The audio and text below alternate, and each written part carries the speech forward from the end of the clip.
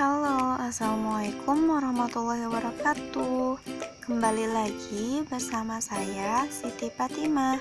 Di video kali ini, saya akan membahas tema 3, peduli terhadap makhluk hidup, subtema 1, pembelajaran 3, kelas 4. Silahkan disimak ya.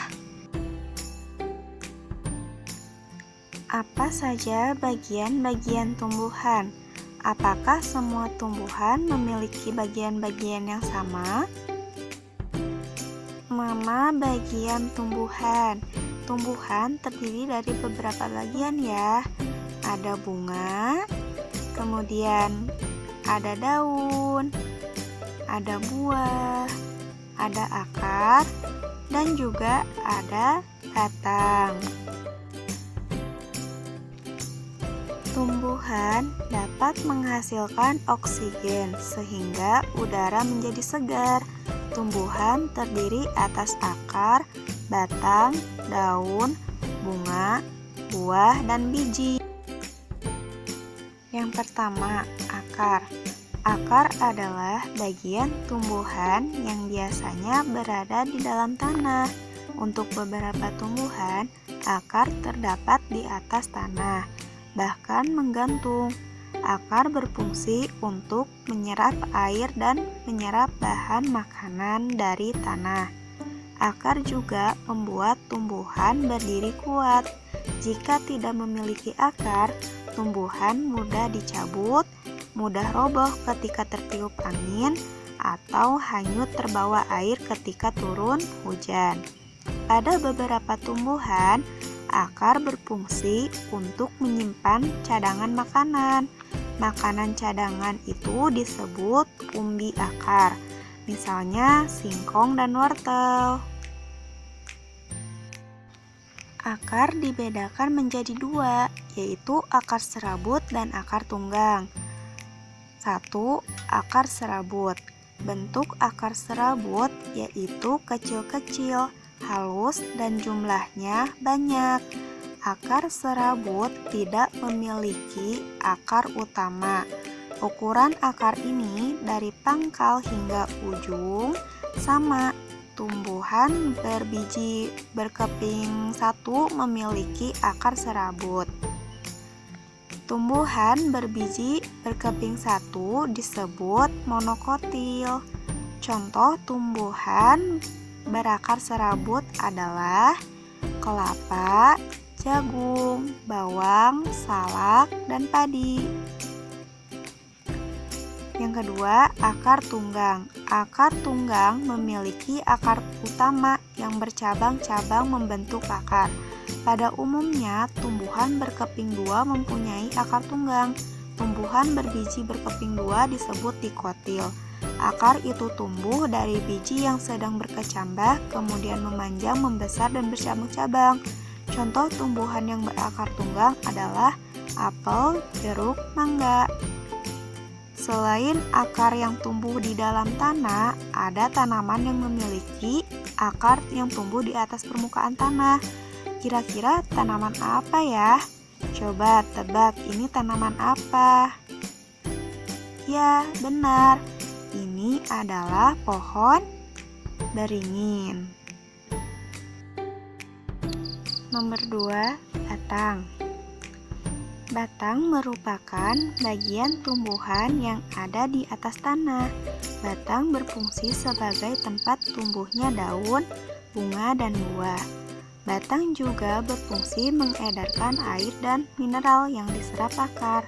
Air dan mineral itu diperlukan tumbuhan untuk membuat makanan yang terjadi di daun.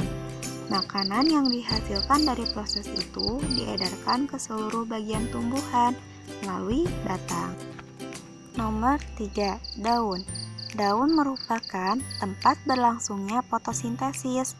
Daun banyak mengandung zat hijau daun yang disebut klorofil. Daun terdiri atas tangkai daun dan helaian daun. Bentuk-bentuk daun. Ada menyirip, melengkung, menjari, dan sejajar. Contoh daun menyirip yaitu daun mangga. Contoh daun yang melengkung yaitu daun genjer. Dan contoh daun menjari yaitu daun pepaya, daun singkong. Dan yang terakhir, contoh daun sejajar yaitu padi, jagung, dan tebu.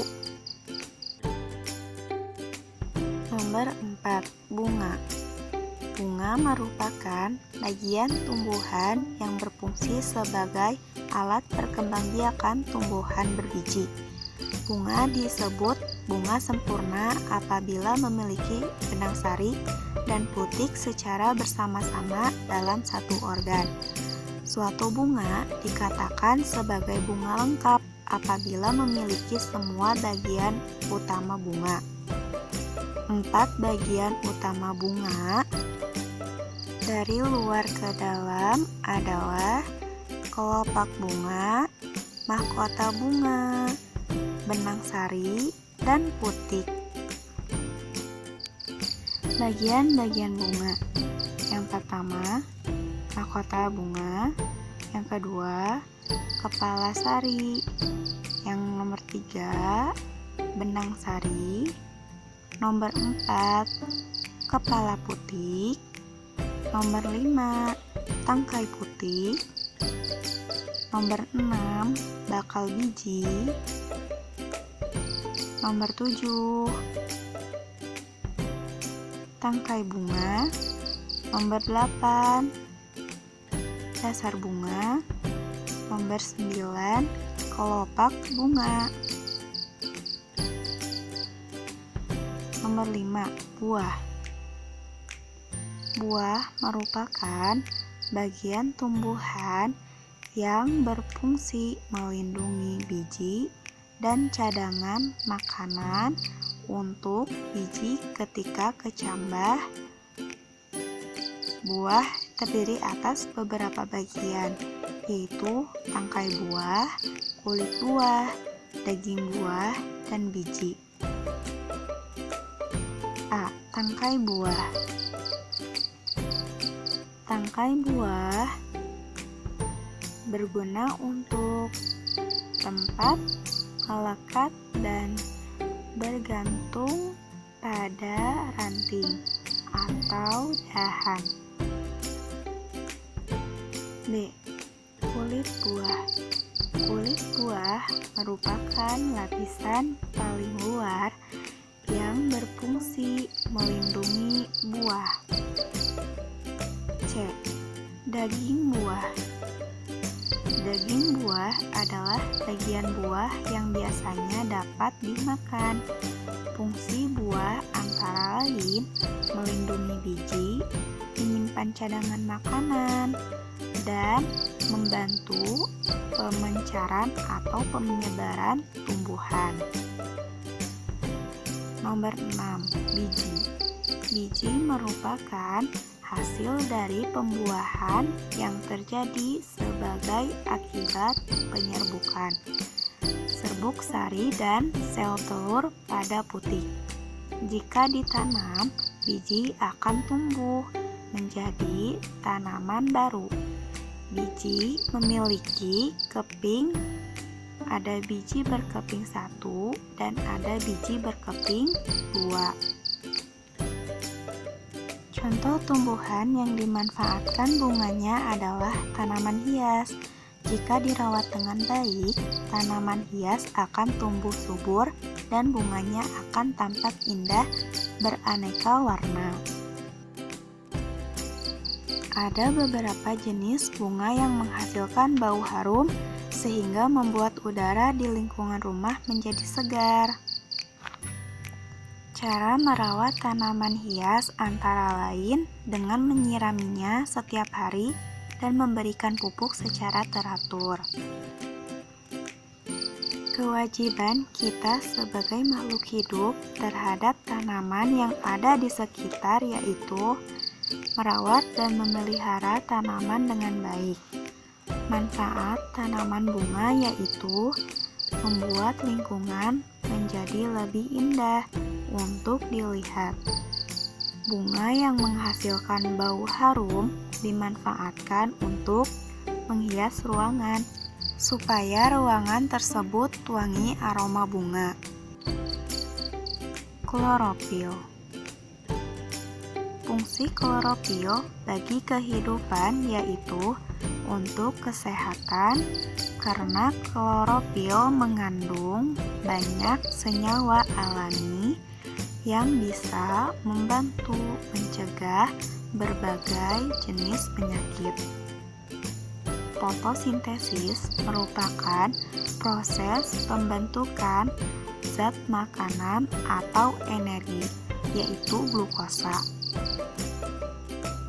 Fotosintesis sangat penting bagi kehidupan di bumi, karena hampir semua makhluk hidup bergantung pada energi yang dihasilkan dalam fotosintesis. Yang dihasilkan dari proses fotosintesis yaitu oksigen. Untuk melakukan fotosintesis, bahan yang diperlukan yaitu karbon dioksida, air, dan cahaya matahari. Mungkin sekian pemaparan dari Ibu. Terima kasih atas perhatiannya. Wassalamualaikum warahmatullahi wabarakatuh. Jangan lupa like, comment, and subscribe. Terima kasih.